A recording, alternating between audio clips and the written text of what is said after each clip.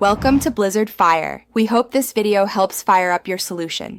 You begin by signaling who you are and what you bring. That reduces friction. First, set a short, honest bio with role and typical match times so teammates know what to expect. Once done, pick a friendly avatar and add one contact handle. This creates a bridge for messages. Make sure your in-game name is readable, not random symbols. People are likelier to remember and reach out. Doing this first speeds trust and invites cooperation from potential friends. You move into the middle phase by showing up and communicating well. Consistency matters because relationships form through repeated interactions. Once you have set times, cue those slots often so the same players see you.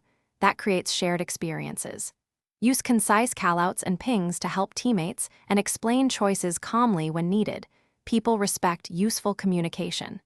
If you performed a good play, share the replay briefly. It becomes a natural conversation starter and cements rapport. You finish by turning rapport into a real friendship through invites and follow-ups. After a good match, send one friendly invite for a casual custom or duo. Keep it low pressure so they feel comfortable. Once accepted, set a simple plan, same time next week a practice session or fun mode so expectations are clear. If something goes wrong, apologize briefly, explain your intention, and move on. Addressing issues quickly prevents long-term friction and preserves the budding friendship. Thanks for watching. If you found this helpful, don't forget to like and subscribe.